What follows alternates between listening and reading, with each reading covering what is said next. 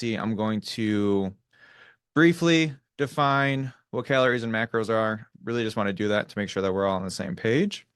And then I'm going to talk about how to actually meal prep in ways that you don't want to lose your mind. And then we're going to talk about some quick and easy, simple ways to just build confidence in the kitchen. And then the system that we use here at Phoenix Performance to really how this translates to clients and the systems that we use to build this up in a unique, individual way. Like I said, I'm going to leave some time at the end for some Q&As, but if you're like me, you're going to go about you'll have a question, and then about 5 minutes later, you're going to forget because you're going to lose the context. So if you want, I got the chat open. You guys can hit me up in the chat, or if you want, you can unmute, and we can go from there.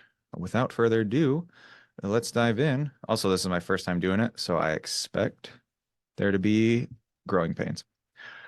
Cool. So let's quickly dive in and explain what calories and macros are. Quite simply, a calorie is just a unit of energy that we get from our food. To take that one step further, it is a calorie, a little C calorie is the amount of energy it takes to move 1 milliliter of water up 1 degree Celsius. And so it's a very small amount. And so the calories that we actually use, the calories that we actually track are large C calories or kilocalories. So if you have any nerds arguing about that, you now know why. And so macros, we all know carbs, proteins, and fats. Carbs and proteins are 4 calories per gram. Fats are 9 calories per gram. We know that fats are pretty calorically dense, and we obviously need to be a little bit more mindful of them. But there is a fourth macro that is 7 calories per gram. And to get engagement from you guys, does anybody know what that fourth macro is?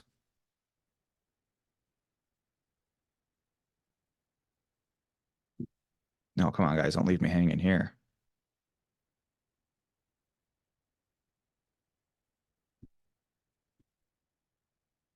Alcohol, very good. Nobody answered. Alcohol, 7 calories per gram. This is part of the reason why your bar nights are pretty calorically dense. You have your carbs and fats, obviously, with the foods, and carbs and fats with the foods, and then alcohol itself has seven calories per gram.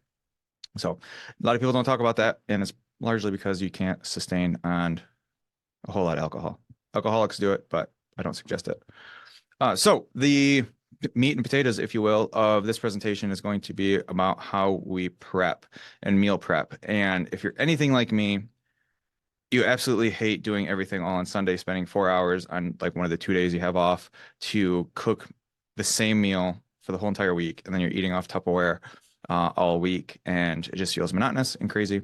And so this is the system that I use with myself and most of my clients, and we'll dive into it. So like every good story, there's always the rule of 3.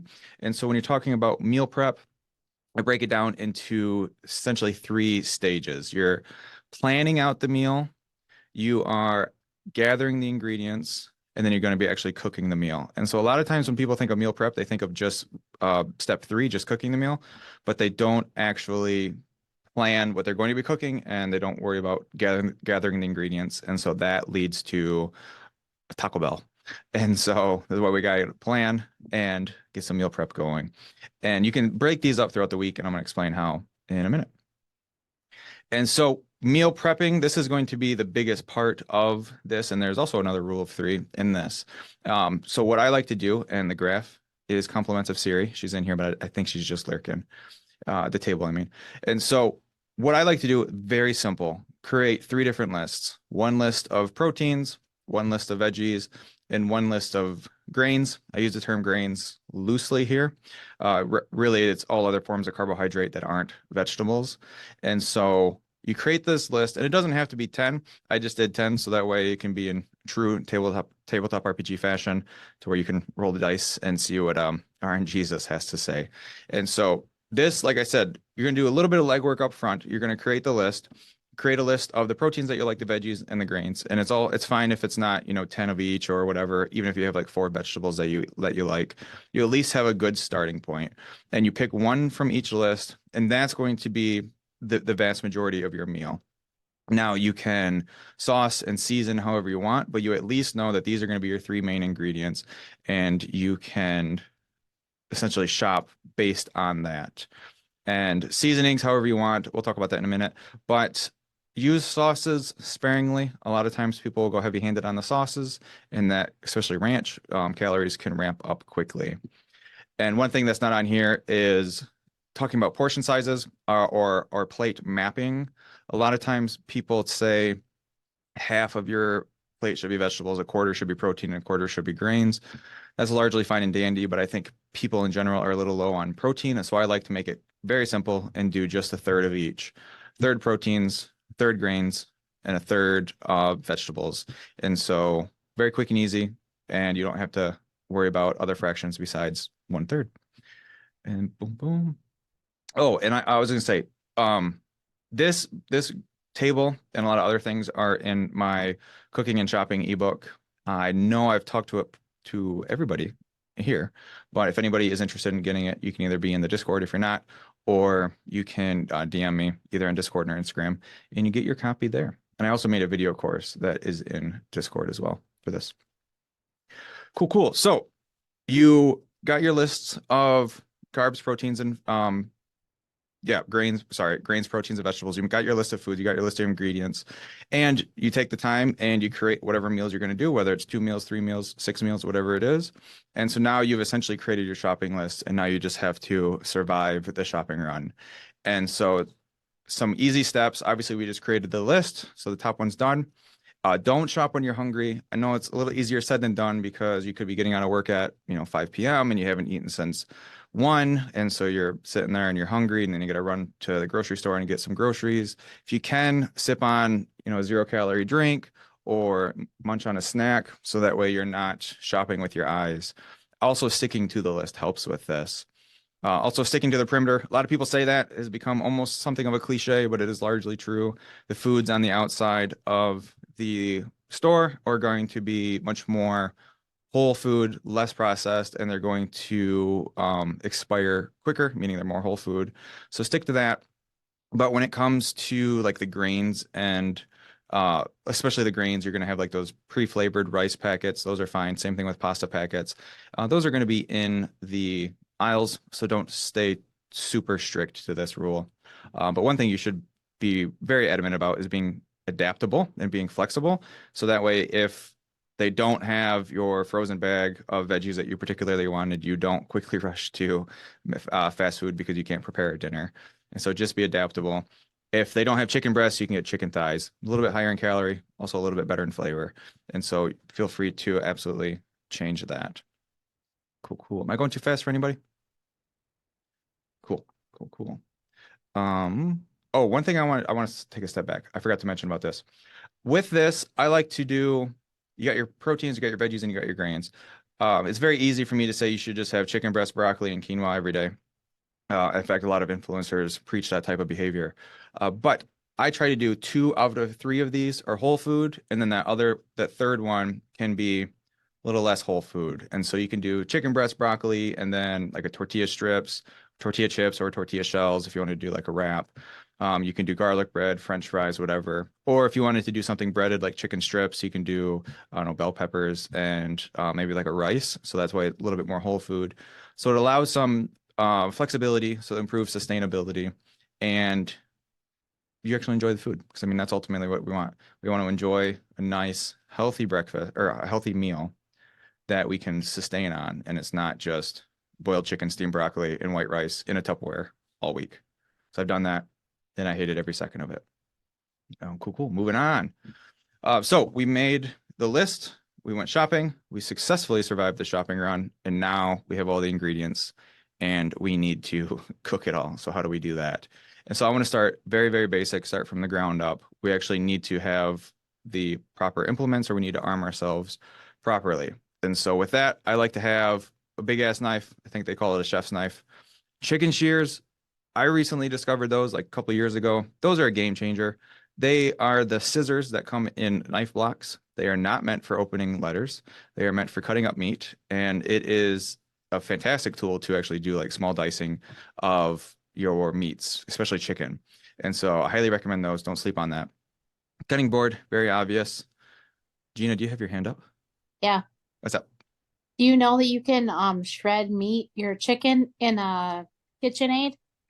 Oh, I did not. I did not. Yeah. It has to be hot. You can't do it cold, but it'll like shred it up to whatever. You just watch it and you can get it, roughly chopped or you can have it more finely chopped, just let it go longer. Nice. So you gotta cook it first and then throw it in. Yep. I'll have to do that because I've shredded chicken with two forks, and I always felt like that there was a faster method. And now I know there is. Yep. Cool. I appreciate that. Cool. So cutting board, obviously, slap chop, I think is going to be very optional. If you are cutting a lot of like onions and peppers and stuff, if you're making it in a stir fry or mixing it in, that would be a way big time saver. And they're relatively cheap and they're very space saving. So I just threw that on there. Air fryer, another optional choice, but it's one of those things you can just throw in, sit and forget. You get the crispiness of the oven without the time, but the time of a microwave kind of. And so we use that fairly regularly. Big frying pan, a big pot. I really do. I really like stovetop cooking over baking because it allows me a little bit more control over it, but it's also not super hands-on. So I just throw it in, cut it up, throw some seasonings on it, then I can season as needed, rather than if you put it in the air fryer or the oven, it's kind of out of sight, out of mind. And honestly, one of the most important things is the meat thermometer. This is another thing that I slept on for a while, and I realized that I was cooking my chicken to like 200 degrees out of just fear of death of salmonella. But if you get a meat thermometer, you're going to find out quite quickly that you are probably way overcooking your meat. And you only need chicken only needs to be at roughly 165. And so you'll get a pretty quick idea on what that actually looks like when you're cooking it. And so I definitely recommend it. They're less than $15 on Amazon and they're small, magnetic. They stick to your refrigerator. They're right there, ready to go. So we've armed ourselves properly, and now we got to learn how to actually cook like a pro or enhance our culinary skills. And so the first thing to do is cook as little as possible. I say that kind of tongue in cheek, but if you buy things like frozen bags of vegetables, you can throw in the microwave. Those pre-made flavor rice packets and pasta packets I talked about, those can be stovetop. You just boil water and they boil in like 7 minutes or something like that. Beans, stuff out of cans, you can throw those stovetop, just heat it up. And so a large part of what you'll probably be cooking is going to be your meats. And if you want to take it a step further, you can get stuff like rotisserie chicken and all that pre-made stuff. But that time, then you're starting to pay for the convenience. And so let's say you have thawed out, cut up chicken breast. My go-to method is season it however I want. I'll put it in a pan, then season it in the pan. Season it however I want, and it depends on how I'm feeling that day or what I'm cooking with it. You can use all sorts of seasonings. This, step three, talking about the seasoning blend, is another game changer because before I would actually just cook like boiled chicken and plain rice and plain vegetables, and I hated cooking because I sucked at it.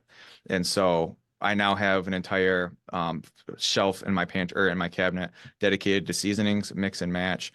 Don't be afraid to experiment with seasonings. It's not going to be, I used to think if I over seasoned it, it was just going to be like horrible. So I would be very light-handed with my seasonings. And I realized that you'd have to pretty much pour like a whole thing into it to really ruin it. And it'd still probably be all right. So don't be afraid to crack some eggs, get some reps in, and definitely experiment with the seasonings because your palate's going to be unique to yours. And so now we got the secret sauce.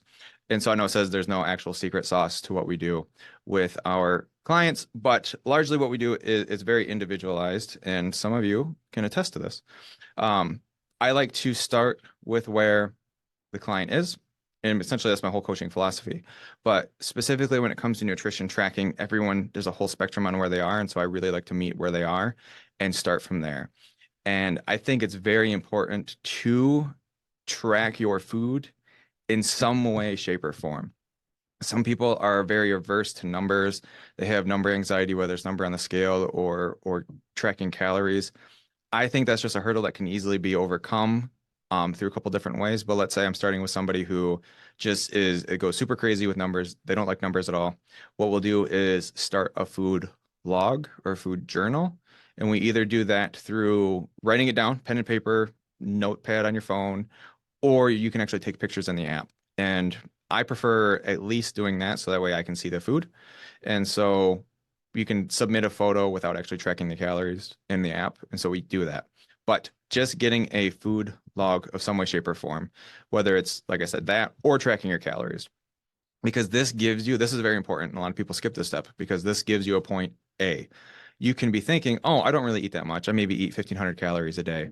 And then you actually start tracking your calories and you realize that you're eating like 2,000 calories a day because you do a lot of mindless eating. You walk into the kitchen, grab a handful of M&Ms, grab an Oreo or two, and you do that 3 or 4 times a day. That could easily add up to 500 calories. And so tracking in general is a really good idea, really good way to give you a point A, but it also turns a mindless activity like walking into the kitchen and grabbing a handful of M&Ms turns a mindless activity to a mindful habit because you are attaching the mindfulness of tracking on top of it. So by default, it becomes mindful. And this gives you a lot of good insights. I had a client, we onboarded her 2 weeks ago, and just last week, we were just strictly tracking, not actually having a calorie goal, but just tracking. She realized that if she has a light lunch and breakfast, that she overconsumes dinner, which is a very common story where people will skip breakfast, have a small lunch, and then have a massive dinner, and then like maybe a big snack to where it puts them either into a caloric surplus or a maintenance. And then they say, I don't know what's happening. I can't lose weight. It's because you had half a tub of ice cream after dinner and no breakfast. And then you're overly full when you go to bed, and then you're not hungry in the morning, and you skip breakfast, sometimes out of guilt, sometimes out of lack of hunger. And so you can see how it becomes a spiral. And tracking calories can help with that. And so, yeah, sometimes we'll start just food log, tracking calories. That tends to be where I'll start tracking calories and then maybe set a calorie goal. And then on top of that, once, 1 or 2 weeks goes by and the calorie goal seems to be pretty consistent, we'll attack on protein. And the protein goal is very important. A lot of people are under on protein. And so I like having a protein goal to really get an idea on where we are. And if you're having higher amount of protein or we're increasing your protein incrementally, then chances are your hunger is going to be subsided a little bit because protein tends to be more filling or satiating.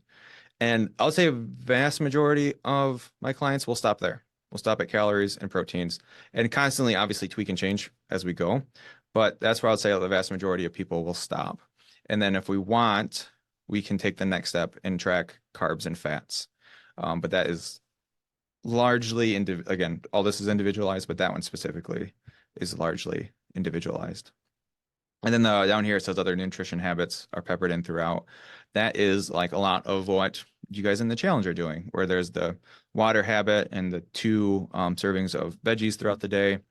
That those are some things where we can have a little bit more of a thumb on the pulse when it comes to fine tweaking behaviors, whether it's I want to cook a breakfast every morning, or I want to cook dinner Monday, Wednesday, Friday, or I want to increase my have 2 servings of vegetables throughout the day. We can add those custom habits in to help influence the behaviors overall while tracking calories and protein. So we're kind of hitting it from multi facets. I know that one seemed maybe like a little bit of a ramble. How are we doing? Get a little pulse check. Good. Thumbs up from Gina. I like it. I like it. So yeah, that is it. I wanted to do a little crash course. I called it the Nutrinomicon based off of the Necronomicon from the Lovecraftian mythos, if you're familiar with that.